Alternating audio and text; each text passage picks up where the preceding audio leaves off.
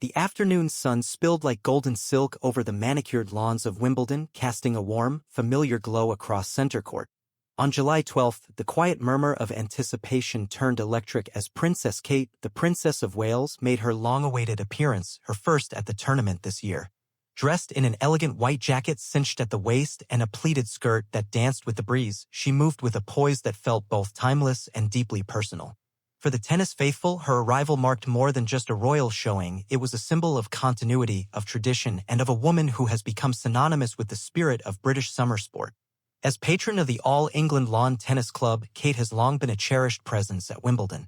And today, she wasn't just here to observe, she was here to honor champions. With a gentle smile and that trademark grace, she presented the winner's trophy to Iga Swiatek, who had just triumphed over Amanda Anisimova in a thrilling final. The applause that followed echoed not only for the athlete but for the royal hand that delivered her prize. Before stepping onto center court, Kate's day had already been filled with warmth and meaning. In a quiet moment tucked away from the main arena, she congratulated Wang Ziying, who had just claimed victory in the ladies' wheelchair final. Their exchange was heartfelt, one champion to another, across worlds that had somehow found a bridge in this hallowed space. Walking beside Deborah Javance, the chair of the All England Club, Kate made her way through the grounds, pausing to meet two young girls whose joy seemed to light up the afternoon. 12-year-old Sophie Neen, who had the honor of performing the coin toss for the ladies' final, stood beaming in Kate's presence. Just moments later, 8-year-old Lydia Lowe, who had fulfilled the same role in the wheelchair final, shared a similarly radiant moment with the princess. These tiny gestures, these brief but tender connections, this is the quiet magic Kate brings with her. Everywhere she went, the princess left traces of warmth. Dressed impeccably and carrying a soft ivory-woven handbag, she stopped to speak with Jefferson Away, a ticket sales coordinator whose eyes widened with delight. She exchanged kind words with Bob Flint, an honorary steward who's been a fixture of the grounds for years, and chatted with Wimbledon Foundation host Shania Williams, whose admiration for the royal guest was barely concealed. Crossing the familiar bridge that spans the leafy walkways of Wimbledon, Kate paused and smiled, waving to a sea of waving hands and hopeful faces. Her arrival was met not with the roar of a crowd but with something deeper.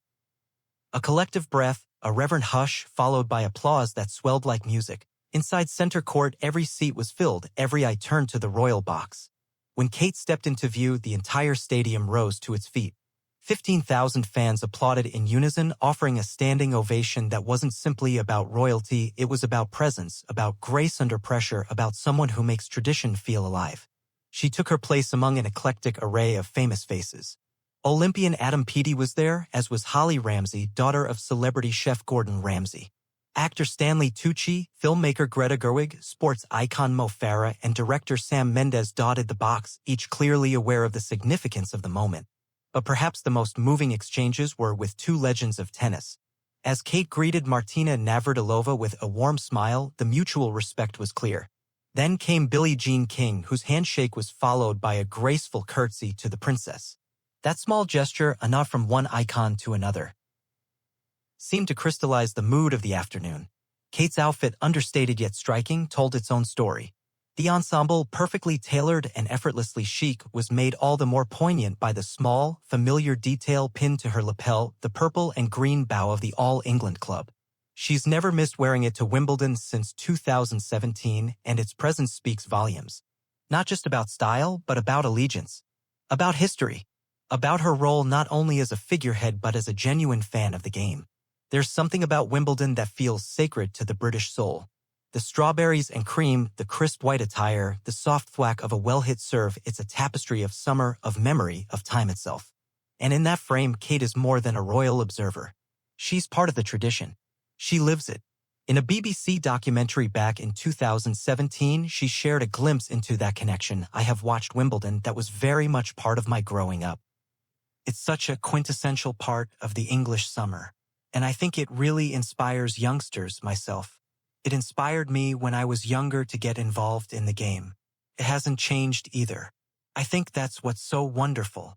Her words ring even truer today, because in a world that often shifts too fast, Wimbledon remains a still point. And so does she. As the sun began to dip lower, casting long shadows across the court, the princess remained in her seat, applauding, smiling, watching with intent. Her presence wasn't loud or grandiose.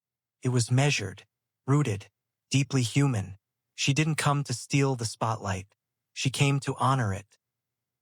The energy inside center court didn't fade after the final point was played. If anything, it deepened, turned reflective, almost reverent. As Princess Kate applauded from the royal box, her eyes followed Iga Swiatek as the newly crowned champion hoisted the trophy high.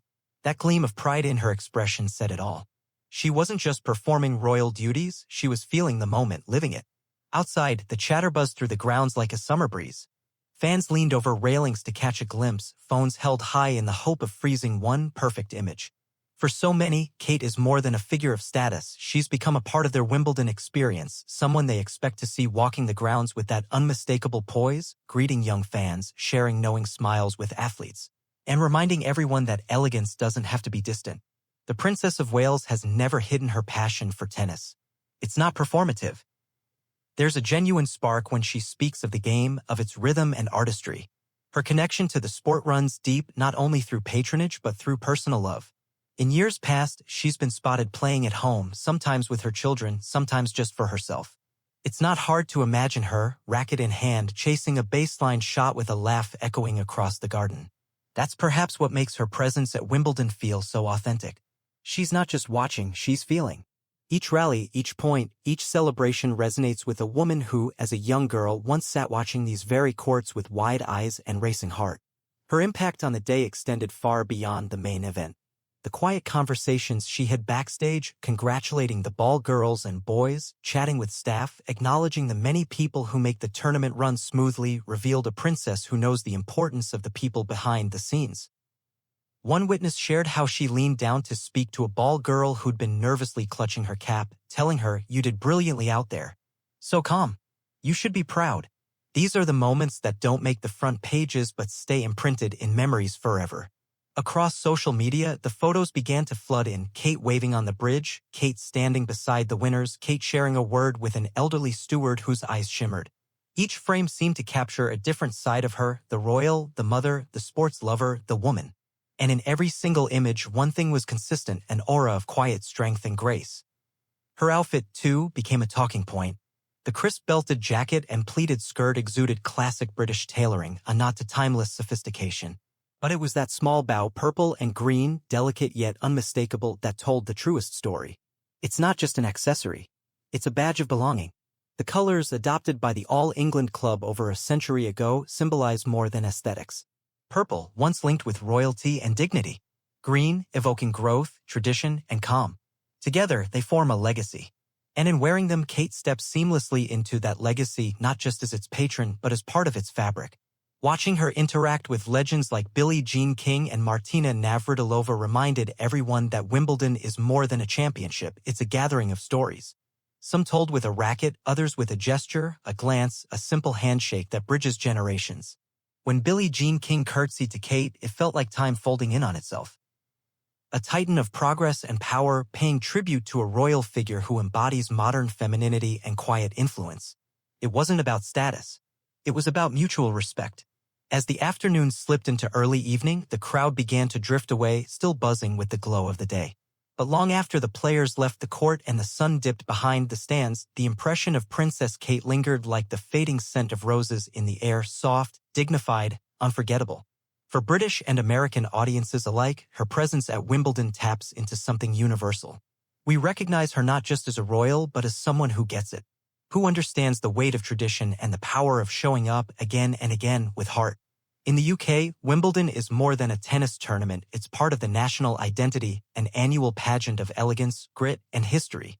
And across the Atlantic, Americans tune in for that same reason. To feel connected to a world that values grace under pressure, that still believes in the poetry of sport and the romance of a sunlit court.